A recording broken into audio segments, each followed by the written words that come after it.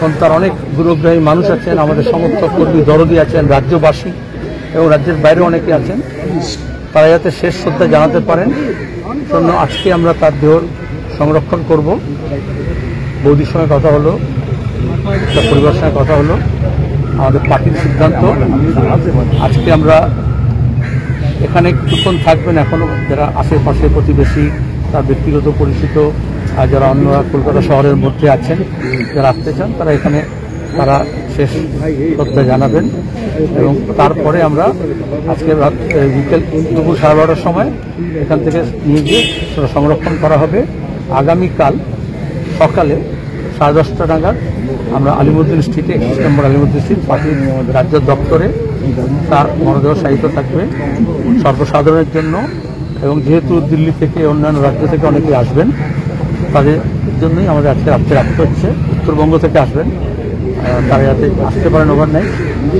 কালকে সারাদিন ওখানে মরদেহ থাকবে।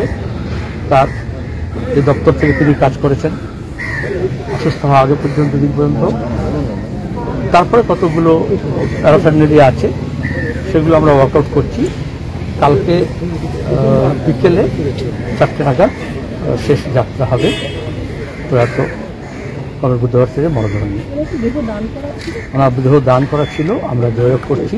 তার শেষ ইচ্ছা অনুযায়ী তা আমরা সেই দেহটা চিকিৎসা স্বাস্থ্যে গবেষণার জন্য তুলে ধরবো তার হাতে। শেষ যাত্রা বললাম কালকে বিকেল 4টার সময় আলিগঞ্জ স্ট্রিট থেকে। সেটা আমরা চেষ্টা করছি, কথা বলতে হবে, কারণ তার আমাদের তো নির্দেশ থাকে না। কাছাকাছি হচ্ছে নীলরতন সরকার মেডিকেল কলেজ হসপিটাল, সেটা আছে। তারপরে কথা বলতে হয় কোথায় দেহটাকে সংরক্ষণ করতে পারবে বা কাজে লাগাতে পারবে, নিতে পারবে, সেটা স্বাস্থ্য দপ্তরের সঙ্গে যোগাযোগ করা হচ্ছে। আপনি জানতে পারবেন আজকে বলছি রাখতেও কোথায় রাখা হবে, পিস ওয়ার্ল্ডে রাখা হবে, কোথায় রাখা হবে, একটু করে জানতে হবে এবং যোগাযোগ করা হচ্ছে, অ্যাভেলেবিলিটি দেখে হতে হয়।